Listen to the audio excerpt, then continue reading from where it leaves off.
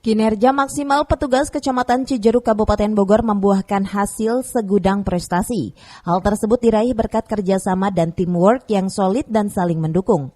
Prestasi-prestasi yang telah ditorehkan oleh Kecamatan Cijeruk selama tahun 2021 hingga kini diantaranya adalah juara 1 MTQ 20 Juz kategori putri, juara Harapan 1 Putra, Tilawah Putra juara 3, Kiroah Sab'ah Harapan 2. Prestasi tersebut menjadikan Kecamatan Cijeruk masuk kategori 10 besar lomba MTQ tingkat kabupaten. Prestasi lainnya juga yang cukup membanggakan adalah juara 2 lomba spanduk upacara Hari Jadi Kabupaten Bogor tahun lalu. Prestasi-prestasi tersebut dapat diraih berkat pembinaan dan arahan yang berkesinambungan yang dilakukan oleh camat dan bentuk reward yang diberikan kepada staf diantaranya adalah ada penghargaan mingguan bagi staf yang melakukan laporan harian terbaik melalui aplikasi. Spesial untuk bulan Ramadan, camat juga memberikan apresiasi untuk stafnya bagi yang hafal 30 juz Al-Quran.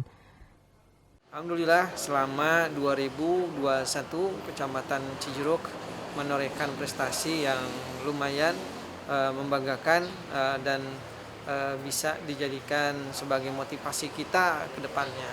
Pertama, Kecamatan Cijeruk meraih 10 besar dalam lomba MTQ tingkat Kabupaten Bogor. Dan pada 2021 juga kami meraih juara lomba spanduk tingkat Kabupaten Bogor dalam rangka HUT Kabupaten Bogor. Dan kami mudah-mudahan ke depannya tentunya bisa meraih prestasi yang lebih besar lagi. Lalu kami juga memberikan reward kepada pegawai Kecamatan Cijeruk yang pada bulan Ramadan ini setelah menamatkan 1 juz Al-Quran. Camat Cijeruk juga mengimbau bagi warga yang akan merayakan Lebaran ada beberapa hal yang harus diwaspadai demi keselamatan bersama.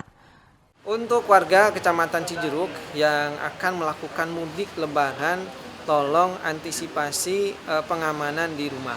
Pengamanan baik dari segi kejahatan ataupun pengamanan dalam arti bencana.